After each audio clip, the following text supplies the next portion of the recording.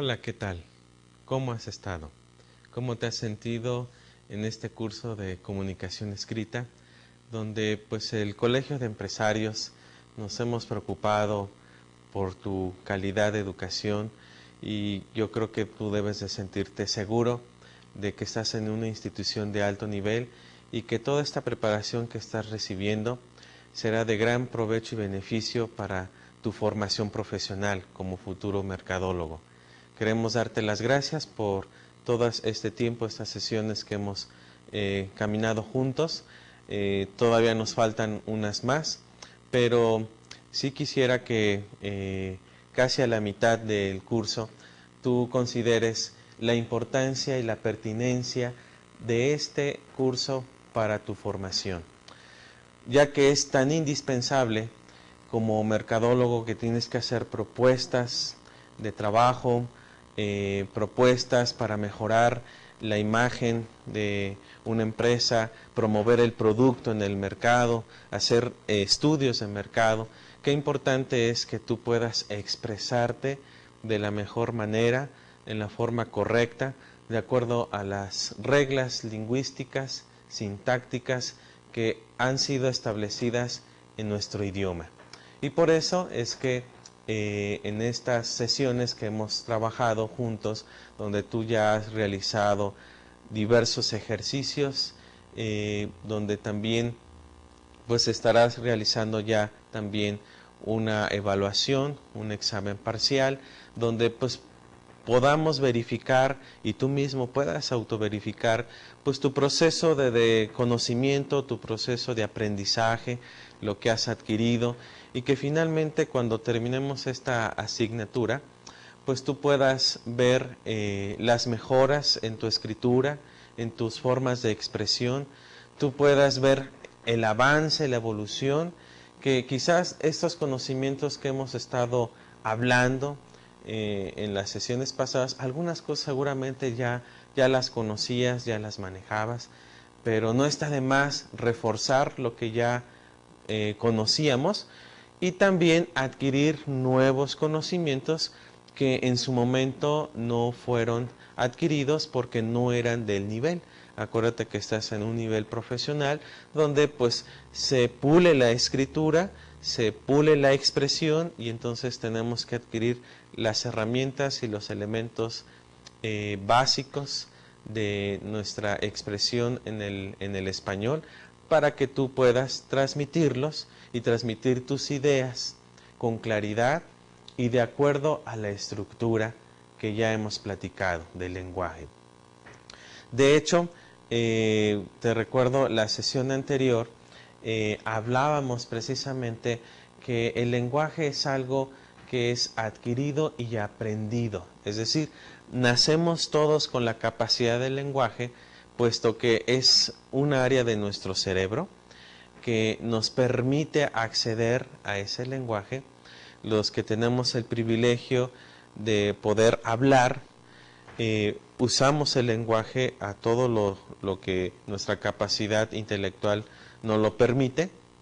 Sin embargo, no es hablar por hablar. Hablar es sencillo, pero comunicarse de la manera correcta no es algo tan sencillo. Eso requiere de mucha complejidad. Por lo tanto, necesitábamos, y lo dialogamos en la sesión anterior, pues conocer cómo está estructurada nuestra habla. Cuando nosotros escribimos, de qué manera estructuramos nuestras ideas, nuestros enunciados. Sabemos que hay una estructura mínima, pero el habla es tan importante porque pues es la vía de comunicación y de expresión de nuestras ideas, de nuestros pensamientos, de nuestros sentimientos, de lo que nosotros queremos manifestar a la sociedad, queremos manifestar a las personas, queremos manifestar a las instituciones. Y de esa manera, la manera en como nosotros nos expresamos, pues eso va a reflejar también nuestra capacidad, va a reflejar también nuestro compromiso, va a reflejar nuestro alto nivel de competencia. Por eso es que hablamos de un autor muy importante, Chomsky, que nos habla acerca de cómo estructuramos nuestro lenguaje, cómo lo manifestamos, que hay de una manera profunda, superficial, pero finalmente el lenguaje también lo vamos a ir aprendiendo cada día. Desde que nacemos empezamos ya a utilizar el lenguaje con sonidos y después vamos a ir adquiriendo la articulación de los fonemas, de las palabras con sus sonidos, de tal manera que cuando ya tenemos una edad razonable, aproximadamente de los 2 años en adelante, ya adquirimos un lenguaje más fluido. Y así es como comienza nuestra aventura de conocimiento, porque ese lenguaje lo vamos perfeccionando de 2 vías. Una, a través de la imitación que tenemos de nuestros padres o de las personas con las que dialogamos.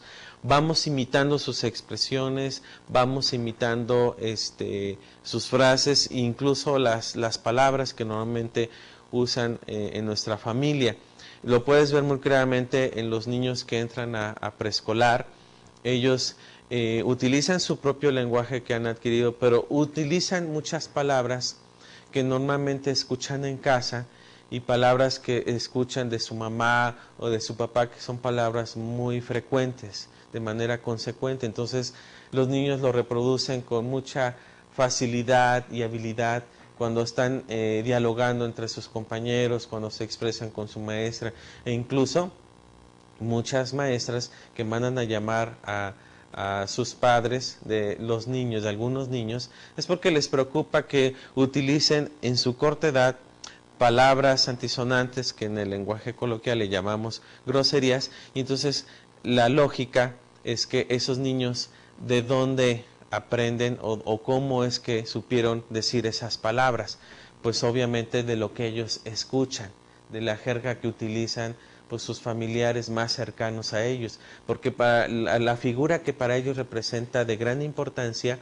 no solamente es el afecto, la relación que vincula al niño con esa persona, sino que también va a imitar sus conductas y va a imitar su lenguaje. Imita su conducta, por eso hay niños, por ejemplo, que suelen ser agresivos, es que también observan violencia en su casa y entonces van a reproducir esas conductas en el centro escolar. Pero de las cosas que más reproducen es el lenguaje. Entonces, si escuchan una palabra nueva, diferente, en casa, esa la van a adoptar y la van a reproducir. Entonces, esa es una de las vías por las cuales nosotros adquirimos el lenguaje, a través de la imitación, a través de la observación, a través de la capacidad de escucha. Nosotros procesamos esa palabra y la integramos inmediatamente en lo que nosotros llamamos como diccionario interno, el lexicón. Entonces, ya teniéndola en el lexicón, es una palabra que la vamos a utilizar en ciertos momentos o en ciertos contextos, en determinados espacios, con determinadas personas. Y la otra vía de aprendizaje del lenguaje, pues es a través del conocimiento de la lengua en sí misma. Es decir, la lengua tiene una serie de reglas, tiene una serie de elementos, tiene una estructura que necesitamos aprender, necesitamos adoptar, necesitamos racionalizar para poderla utilizar de manera hablada y también de manera escrita. Y entonces, a veces hay un choque entre lo que nosotros concebimos como ideas, como pensamientos, y lo que escribimos. ¿En qué sentido?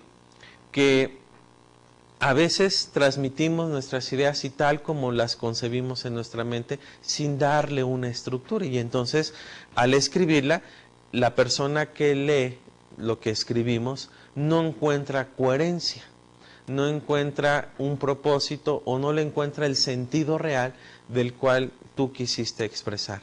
Por ello es que desde nuestra mente tenemos que aprender a estructurar el lenguaje para poderlo manifestar a través de la escritura con esa estructura y con las reglas sintácticas.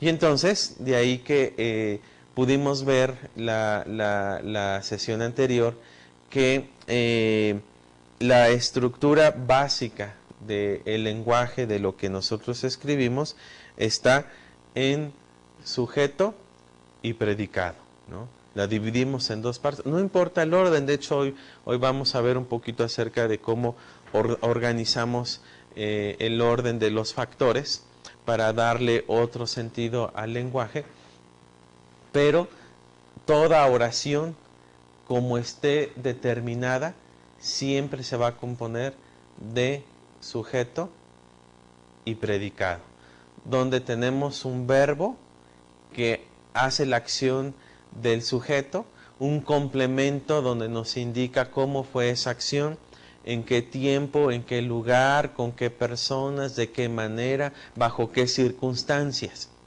Y entonces, entendiendo esa estructura mínima, pues entonces tenemos la posibilidad de poder saber cómo estructuramos nuestros pensamientos. Uno de los ejemplos que habíamos determinado cuando vimos precisamente al iniciar la unidad número 5, flexibilidad de la estructura lingüística, vimos esa capacidad flexiva de la escritura. Y entonces en esa capacidad flexiva es cuando vimos que existe esa estructura mínima y establecimos un ejemplo más o menos así. Era un enunciado así: la carpeta de cuero fino y suave que Marilú te regaló se ha manchado con la tinta de la pluma. Entonces ese es un enunciado completo y podemos ir viendo partes por partes su estructura. Tenemos, por ejemplo, que hay un sujeto y un predicado, y dentro de ese sujeto y un predicado hay un núcleo del sujeto y un núcleo del predicado. Tenemos, por ejemplo, el núcleo del sujeto es carpeta y el núcleo del predicado se ha manchado. Entonces, si yo vuelvo a repetirte la oración, va a cobrar sentido estos núcleos tanto del sujeto como del predicado. La carpeta, para darle el énfasis, de cuero fino y suave que Marilú te regaló, se ha manchado. Aquí el énfasis es el núcleo del predicado, con la tinta de la pluma. Y entonces podemos ver que en esta estructura mínima podemos identificar claramente quién es el que hace la acción y cuál es la acción que realiza. ¿En quién se centra el sujeto? Pues en este caso es la carpeta. ¿Cuál es la acción? Se ha mojado. Además, hablábamos también de los diversos modificadores que tiene el complemento en nuestro lenguaje. Y en este caso, cuando hablamos de la carpeta de cuero fino y suave que Marilú te regaló, tenemos que identificar que hay un modificador directo simple y es la. Entonces la carpeta, su modificador directo simple es la. Y cuando hablamos de cuero fino y suave, entonces estamos hablando de un modificador indirecto compuesto para poder entender más claramente la idea. Y además hay una oración subordinada que en otras sesiones vamos a ir analizando, que Marilú te regaló. Y entonces aquí, al poder ver el sujeto y el predicado, tenemos modificadores, tanto directos, indirectos, circunstanciales, para poder entender este lenguaje. Entonces, de esta manera, si nosotros, con este ejemplo, tenemos en nuestra mente cómo está compuesta esta oración, pues esto nos ayuda, nos contribuye a que lo escribamos de esa manera, de la manera correcta, de acuerdo al orden, a la organización que tiene nuestro lenguaje. Y bueno, así terminamos la sesión anterior con los diversos modificadores para poder enlazarnos a otros temas que tenemos aquí propuestos en la unidad número 5, que en esa sesión vamos a concluir. Entonces vamos a ver lo que son los fenómenos sintácticos. de esos fenómenos sintácticos, pues podemos conocer cómo se expande una oración o cómo se reduce. En este caso, la oración que yo te leí es una oración ampliada. Esta oración se puede reducir. Vamos a ver algunos ejemplos al respecto. También vamos a ver cómo se realiza también de una sola frase el acomodo de diversas maneras para darles varios énfasis, y a eso le llamamos hipérbato. Y también vamos a hablar de la sustitución, de tal manera que en una frase completa, en un enunciado grande, podemos sustituir algunos términos que ya se dan por obviedad para que la misma idea siga prevaleciendo, pero de una manera un poco más sintética. Y finalmente la elipsis, como otro recurso de la estructura lingüística para dar a conocer de una manera más clara las oraciones. Y entonces, bueno, pues en esta sesión, por supuesto, como así lo hiciste en la anterior, realizaste una serie de ejercicios donde identificaste el sujeto, el predicado, los complementos. Acá ahora vas a realizar nuevos ejercicios donde a partir de una oración base vas a poder practicar expanderla, reducirla, realizar la hipérbatón, la sustitución y la elipsis. Así que vamos a revisar cuáles van a ser los objetivos. El objetivo particular es el mismo porque pertenece a la sesión de trabajo y nos habla que al término de la unidad el estudiante describirá de manera general las diversas maneras de cómo se estructuran los enunciados bimembres con los recursos sintácticos. Pero el día de hoy, el objetivo específico, en esta sesión, el estudiante diferenciará los fenómenos sintácticos expresados en las oraciones. Entonces serás capaz de, a partir de una oración, esta oración podemos acortar, la podemos alargar, podemos sustituir algunos términos. Entonces adquirirás esa habilidad. Bien, entonces comencemos con este tema que hemos estado hablando, la flexibilidad de la estructura lingüística de nuestra unidad, pero ahora específicamente en los fenómenos sintácticos. Cuando hablábamos precisamente de la elasticidad o de la flexibilidad sintáctica, pues hacemos referencia necesariamente a esto que vamos a ir viendo uno por uno. Hay una reducción, se puede dar una expansión, se puede dar un hipérbatón, una sustitución o una elipsis en cualquiera de las oraciones que nosotros encontremos y estructuremos. Además, estas contribuyen a facilitar la comunicación cuando son empleadas con conciencia y precisión.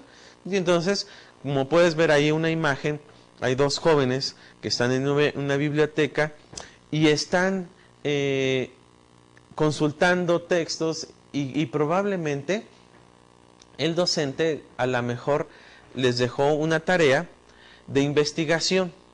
Esa tarea de investigación puede consistir en varias cosas. A partir de este tema que tienen que investigar, necesitan hacerme ustedes un resumen. O necesitan ustedes hacerme una síntesis. O necesitan ustedes hacerme una paráfrasis. Y entonces son tres ejercicios completamente distintos. En el resumen, básicamente lo que vas a hacer, respetando la misma estructura e inclusive el lenguaje del texto, lo vas a transcribir, pero de manera mucho más reducida, respetando la idea del autor, respetando frases casi literales que el autor está determinando, para que se respete, para que de todo ese grosor de lo que tú leíste lo puedas reducir, ¿verdad? En un resumen, como su nombre lo dice, pero siguiendo el mismo lineamiento sintáctico del texto. Pero si te piden una síntesis, es un poco diferente. Algunos lo confunden, hay autores que casi sustituyen uno por el otro, pero una síntesis es que no necesariamente vas a respetar el orden del texto, sino que tú vas a sustraer las ideas fundamentales, las ideas principales de ese texto y tú las vas a redactar, dándole tu propia forma, tu propio criterio, incluso sustituyendo algunos términos, algunas frases que tú consideres que no sean pertinentes para tu escrito. Entonces hay una diferencia entre hacer un resumen y hacer una síntesis. Pero si por ejemplo te dicen el profesor, quiero una paráfrasis, es que vas a casi transcribir el texto que tú investigaste para ese tema, pero lo vas a poner en tus propias palabras. Entonces vas a sustituir muchos términos, a lo mejor vas a reducir enunciados o a lo mejor en algunos casos vas a ampliar. Entonces la paráfrasis es lo mismo que dice el texto original, pero en tus propias palabras, sustituyendo completamente los términos del autor por tus términos, pero de manera organizada. Entonces imagínate aquí estos dos jóvenes, ¿qué estarán haciendo en su tarea? No sabemos, un resumen, una síntesis, una paráfrasis. Pero lo importante de todo esto es que al ellos transcribir, si es el resumen, pues van a respetar las oraciones empleadas por el autor en el texto. Pero si realizan una síntesis o una paráfrasis, ahí podemos darnos cuenta cómo emplean el lenguaje, cómo estructuran sus oraciones, oraciones que a ellos les parecieron muy largas de un párrafo, las redujeron a medio párrafo o a un cuarto de párrafo, y entonces ahí vemos cómo cambian una frase por otra, un artículo por otro, o un pronombre por un nombre, etcétera. Es decir, ellos en toda libertad están escribiendo un texto, pero utilizando estos fenómenos sintácticos, utilizando la reducción, utilizando la expansión, utilizando la hiperbatón, utilizando la sustitución, que esa es la más frecuente cuando se realiza, por ejemplo, una síntesis o una elipsis. O sea, en cualquiera de esos casos, de cualquiera de los escritos, que ya cuando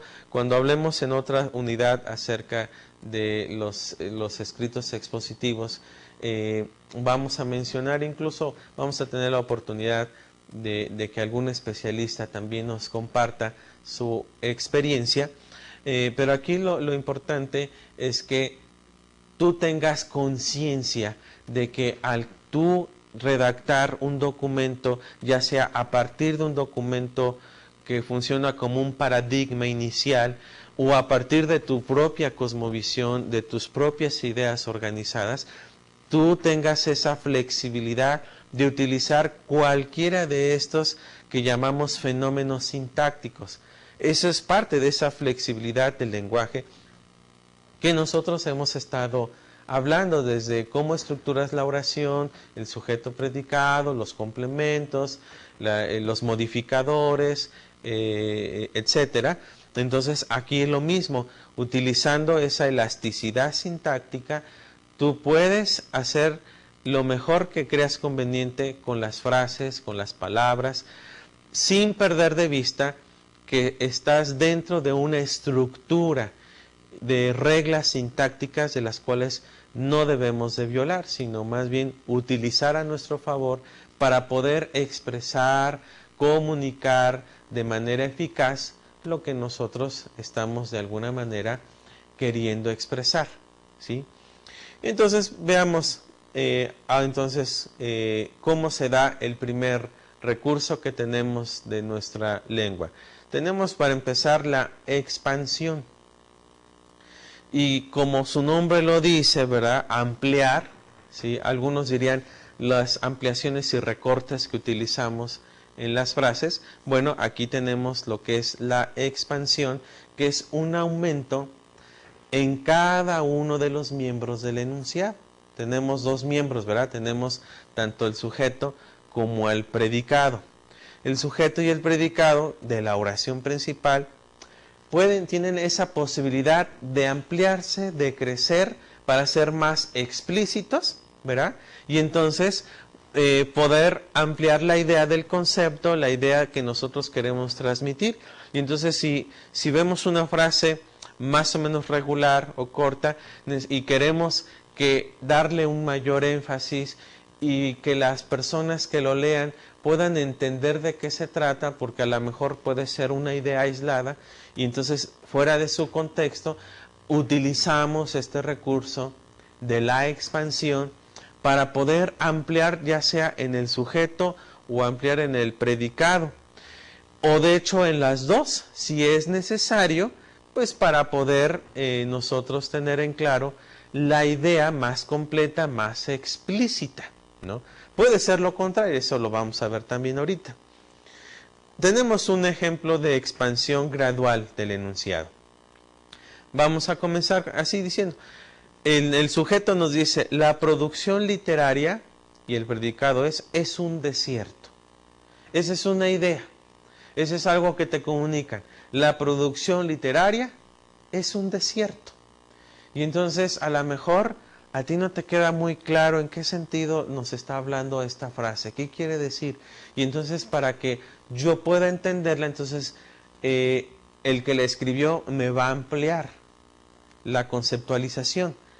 La otrora abundante producción literaria sobre México, es decir, nos está hablando de diversas producciones y que además son abundantes.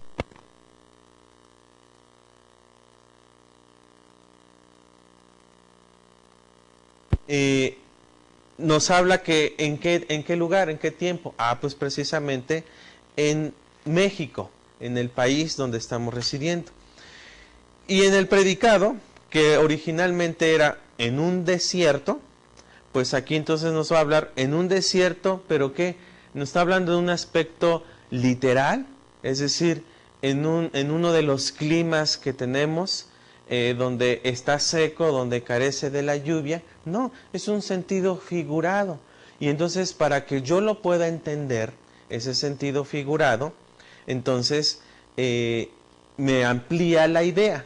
Dice, en un desierto, deseoso de ser cultivado en medio de la abundancia del paisaje nacional. Entonces ve cómo la idea original del sujeto y predicado ahora es ampliada de tal manera que entonces, ¿de qué producción literaria estamos refiriéndonos? Pues nos estamos refiriendo, sí, por supuesto, de la literatura que se escribe sobre México. Y además que muchos que no recurren a ella necesitan saber de ella para poder satisfacer, ¿verdad? Y porque esa literatura es suficiente para el saber del mexicano y poder interactuar y poder profundizar sobre todos esos conocimientos que guarda el país llamado México.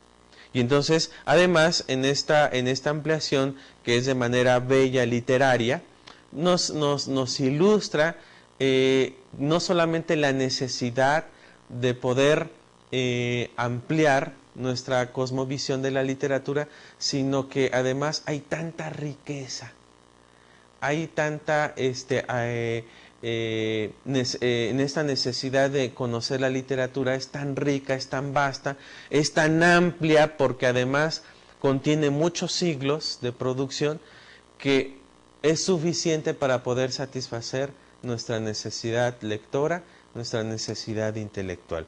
Entonces, date cuenta cómo aquí podemos ver la ampliación en los dos aspectos de la oración, en el sujeto y en el predicado. Tenemos entonces otro ejemplo, la expansión únicamente del sujeto. La oración inicial se dice, la noche llegó sola, y puedes identificar que el sujeto es la noche, el predicado es llegó sola. Esa es la estructura que hemos estado hablando. Pero si queremos ampliar únicamente el sujeto, tenemos esa libertad de hacerlo en esa elasticidad, flexibilidad de nuestro lenguaje. Entonces yo amplío de esta manera. La noche, con su túnica de silencio, agujerada por el grito lunar. Y entonces aquí viene la ampliación. Y date cuenta que la ampliación únicamente estriba en el sujeto. El predicado queda exactamente igual. La noche, con su túnica de silencio, agujerada por el grito lunar, llegó sola. Pero ahora tenemos la expansión del predicado. El sujeto es el siguiente: la noche. El predicado es llegó sola. Esa es la idea original. La noche llegó sola. Como lo vimos en el ejemplo anterior. El sujeto permanece exactamente igual. En el predicado es donde hacemos la ampliación. La noche llegó sola con su cuerpo de mujer, ombligo de luna, muslos de montaña, silencio de hojarasca. Entonces ve cómo las frases literarias que embellecen toda la oración es una ampliación de la idea para hacerla más explícita, para poderla embellecer, para darle un gran significado. Y entonces, por ejemplo, hace este ejercicio visual. Ya hicimos al principio la ampliación del sujeto y ahora la ampliación del predicado. Si nosotros juntamos esas ampliaciones, entonces diría: la noche, con su túnica de silencio agujerada por el grito lunar, llegó sola con su cuerpo de mujer, ombligo de luna, muslos de montaña, aliento de hojarasca. Entonces nos da ahí la idea de todo un paisaje, ¿verdad? Que se da hacia al anochecer, quizás en tiempo de otoño, porque habla de las hojarascas, de las hojas que caen al suelo, y podemos entonces proyectar inclusive en nuestra mente ese paisaje bello a partir de la expansión de la oración. Si nada más nos hubiéramos quedado la noche llegó sola, quizás no tenga mucho sentido de lo que estamos hablando. La noche llegó sola. Y fíjate cómo es una frase coloquial, ¿no? Que si lo agarramos en un sentido literal, pues no puede ser que haya llegado sola, se da por sí misma. Y entonces, cuando hacemos las ampliaciones, entonces podemos ver el significado en esta cuestión también semántica de entender cómo se está dando esta noche, qué tipo de noche es, qué inspira esta noche cuando llega, aparece la luna, etcétera, y aparece ese ambiente de noche en ese paisaje.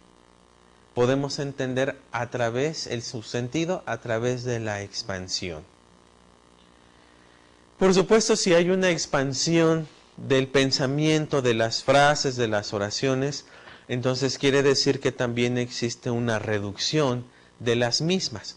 Es decir, esa misma oración que nosotros ampliamos, ¿no?, acerca de la noche, en ese medio de la oscuridad y cómo llegó sola, de qué manera, cómo se visualiza.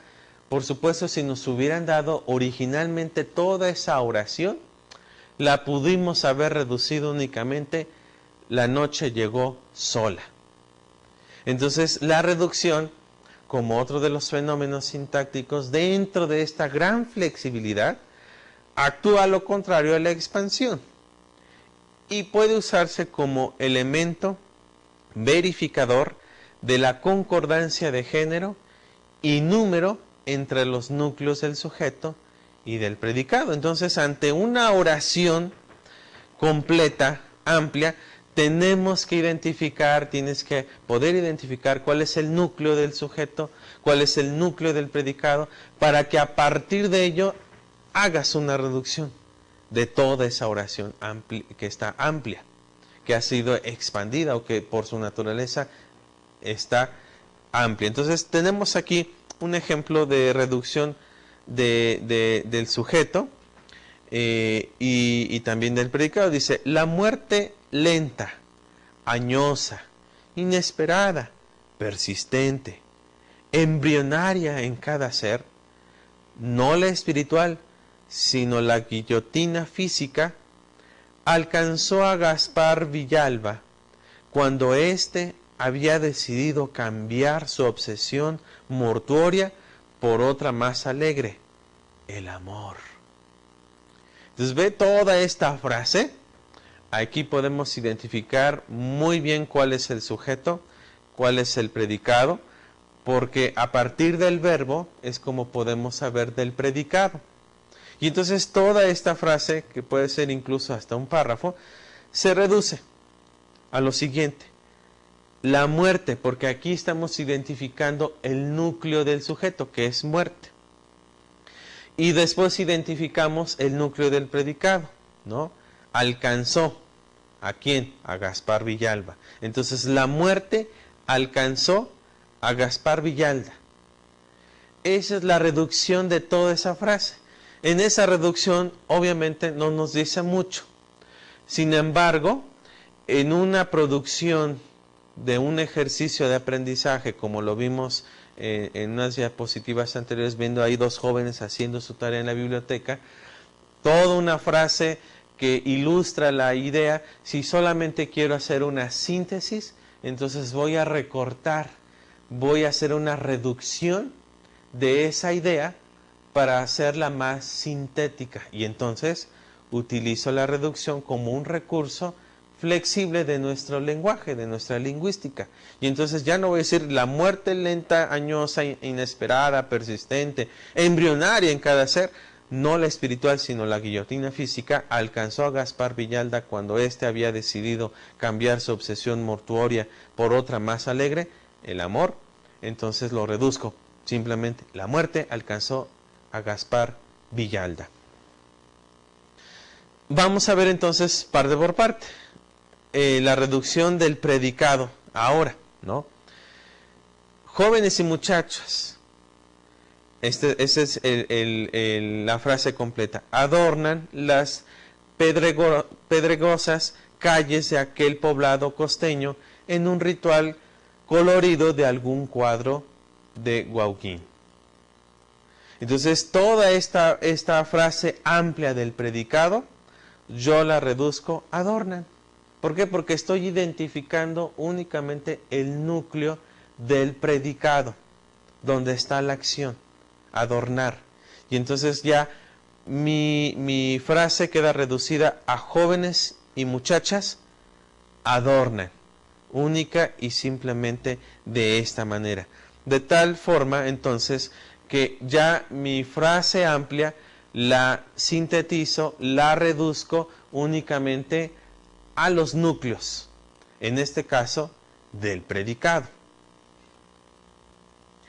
Así que, sabiendo que es la ampliación, la expansión y la reducción de las frases, nos queda muy en claro entonces que toda frase o puede ampliarse metiéndole adjetivos, metiéndole modificadores, objetos directos, indirectos, tanto en el sujeto como en el predicado, sucesivamente.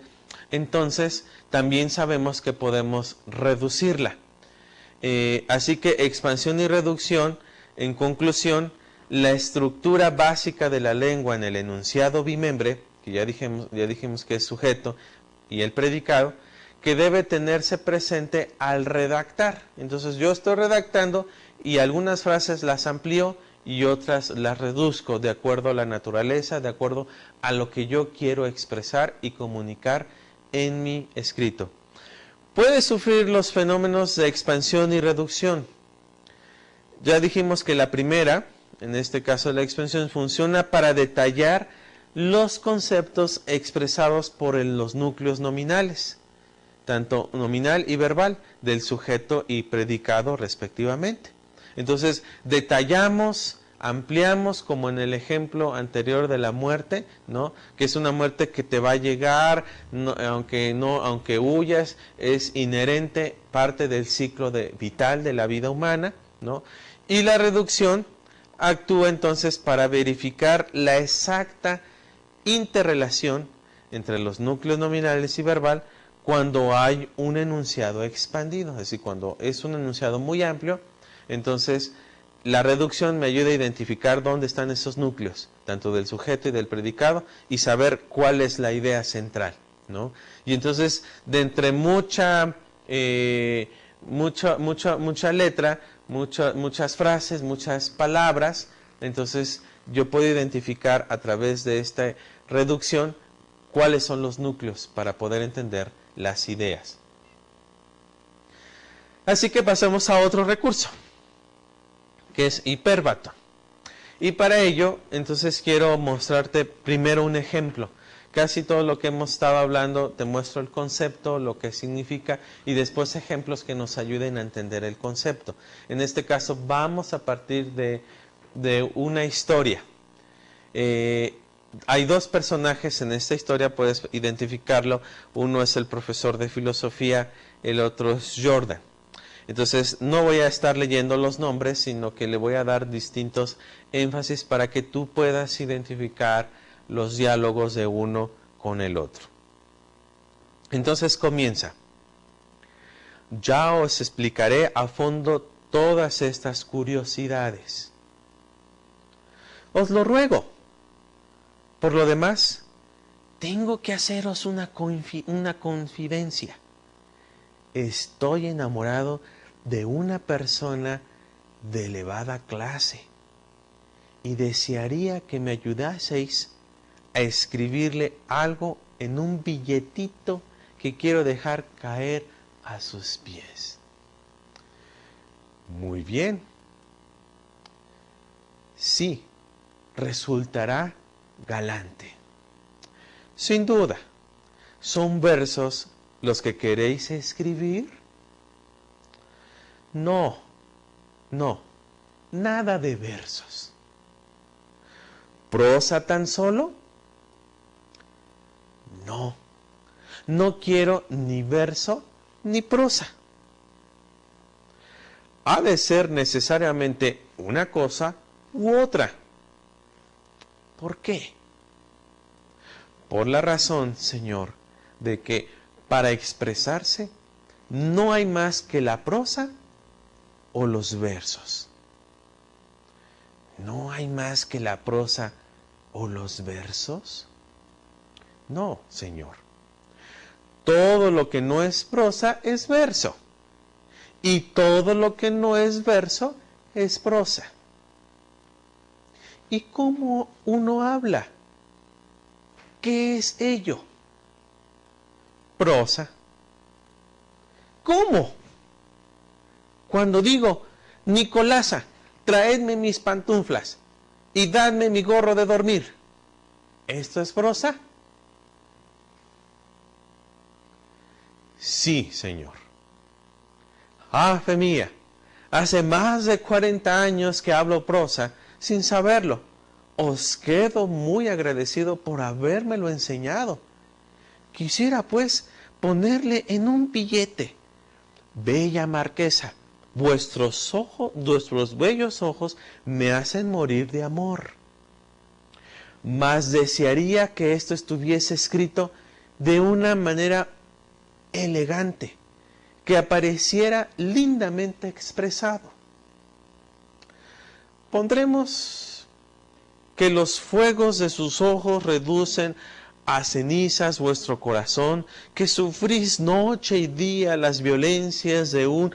No me gusta nada de eso, de esto. Quiero únicamente lo que os he dicho. Bella marquesa, vuestros bellos ojos me hacen morir de amor. Habrá que extender un poco la cosa.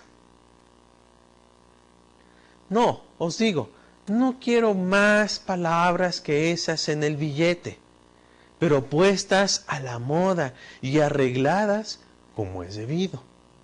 Os ruego que me digáis, para que yo lo vea, las diversas maneras en que puede redactarse. Puede redactarse, lo primero, como habéis dicho. Bella marquesa, vuestros bellos ojos me hacen morir de amor. O si no, de amor morir me hacen, bella marquesa, vuestros bellos ojos.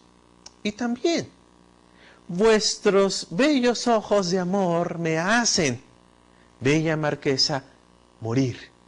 O si no, morir, vuestros bellos ojos, bella marquesa, de amor me hacen. O si no, me hacen vuestros ojos bellos morir, marquesa de amor. Mas, ¿cuál es la mejor de todas esas maneras? La que habéis dicho, bella marquesa, vuestros bellos ojos me hacen morir de amor. Y sin embargo, no he estudiado y esto me ha salido a la primera. Os doy las gracias de todo corazón y os ruego que vengáis mañana temprano. No faltaré. Esto puede ser como una obra de teatro si tú te das cuenta. Y aquí podemos entender la hipérbaton, sobre todo en esta diapositiva que tienes frente a ti. Ve cómo la misma frase original, ¿sí? Bella marquesa, vuestros bellos ojos me hacen morir de amor, está acomodada de distinta manera y dice exactamente lo mismo, ¿no? De amor morir me hacen, bella marquesa, vuestros bellos ojos. También, vuestros bellos ojos de amor me hacen, bella marquesa, morir. O si no, morir, vuestros bellos ojos, bella marquesa, me hacen, de amor me hacen. O si no, me hacen vuestros ojos bellos morir, marquesa de amor. Entonces, significa exactamente lo mismo, pero todas las palabras están acomodadas en distinto orden. Entonces, hipérbaton consiste en la alteración del orden de la estructura básica que ya se ha mencionado varias veces. El profesor de filosofía le propone, sin decírselo, el uso del hipérbaton para estructurar las palabras destinadas a una marquesa, como las de Sir Jordan. Unas palabras galantes, palabras bellas, y al final los dos convergen que la más conveniente de todas ese acomodo de frases quedó mejor como bella marquesa, vuestros bellos ojos me hacen morir de amor. Pero ve cómo yo pude haber dicho, vuestros bellos ojos, bella marquesa, me hacen morir de amor. ¿Te das cuenta? Ahí mismo visualmente puedes hacer el cambio de estas frases, de estas palabras, ¿no? O puedes comenzar con el final. Me hacen morir de amor, vuestros bellos ojos, bella marquesa. O marquesa bella. Es decir, de acuerdo a como yo ponga las comas, a como yo ponga las frases, toda esa alteración del orden se llama hipérbaton, ¿no? Veamos cómo se da la estructura original del sujeto y predicado, cómo se originó la frase, puede cambiar, ¿no? Es decir, vemos el sujeto, vemos el verbo y vemos los modificadores que están ahí presentes. Todo eso yo lo puedo intercambiar. También vemos en las frases un sujeto, un verbo y un complemento. Y todas esas frases del complemento tienen la posibilidad de cambiar de lugar, ¿sí? Puedes comenzar incluso con el verbo, los complementos, y dejar al final el sujeto. O puedes comenzar con los complementos, después el verbo y luego los sujetos. De tal manera que aún en esa alteración de las frases, pues existe una coherencia para que podamos entender la idea. Pero la idea principal que originalmente dio para este hipérbaton es la que nos da el sentido de todos los demás acomodos de las frases. Por eso es importante cuando nosotros reescribimos algún texto, sobre todo cuando tú hagas modificaciones de tu ensayo inicial, vas a tener la oportunidad quizás de utilizar este recurso de la hipérbaton, de tal manera que tú puedas hacer esos cambios de orden de los factores para poder ver cómo se maneja de la mejor manera. Entonces, al emplear el hiperbatón, el enunciado podría quedar de la siguiente manera: sujeto, complemento, verbo, o complemento, verbo, sujeto, o complemento, sujeto, verbo, o verbo, complemento, sujeto, verbo, sujeto, complemento. O sea, te das cuenta toda la variedad que tú puedes hacer. Tan solo es que tú en una frase identifiques cuál es el sujeto, cuál es el verbo, cuál es el complemento. Y entonces, al identificarlas, tú haces como los rompecabezas o como las fichas, tú puedes hacer el acomodo como mejor te parezca para darle el sentido a tus frases. En la poesía, por razones métricas y rítmicas, es común el hiperbatón. Entonces dice el poeta: un leñador el tronco destrozaba de un sándalo oloroso, y el árbol generoso el hacha con su esencia perfumada.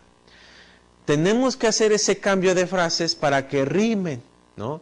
Rimen la primera con la última, destrozaba, perfumada, y las de en medio, oloroso, generoso. Necesito hacer ese cambio, esa alteración del orden de los recursos y de la estructura básica del enunciado para que tenga sentido, ¿verdad? Y pueda estar bastante métrica mi frase poética.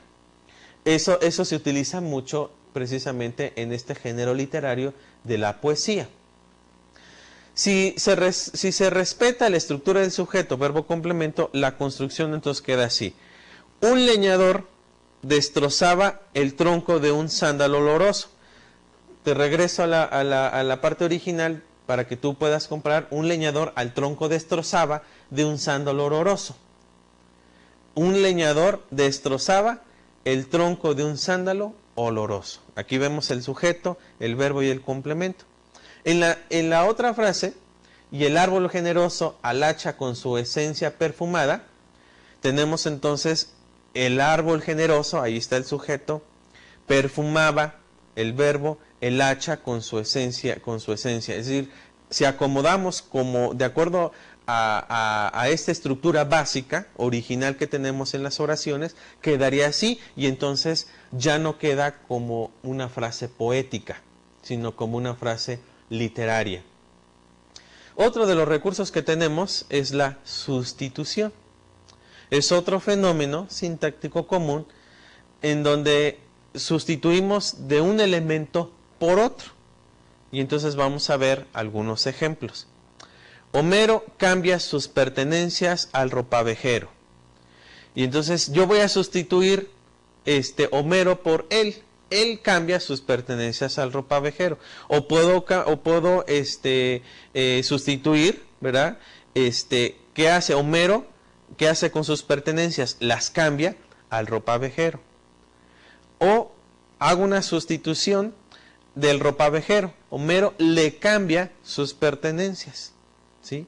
Y también hago una sustitución de parte del sujeto. Él se las cambia, el sujeto y el predicado. Él se las cambia. Entonces, estoy diciendo exactamente lo mismo, pero estoy sustituyendo para reducir y sintetizar un poco más la frase.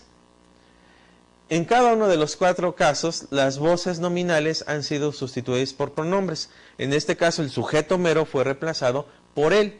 El complemento u objeto directo, sus pertenencias por las. Y el complemento u objeto indirecto al ropavejero por le. Homero, sus pertenencias, y al ropavejero por él, las y se respectivamente. La sustitución cumple una función sintáctica muy importante, ya que evita duplicidades ociosas y además da fluidez y celeridad a las ideas. Pero es necesario reiterar que no se debe perder de vista el enunciado bimembre como estructura básica. Veamos un ejemplo.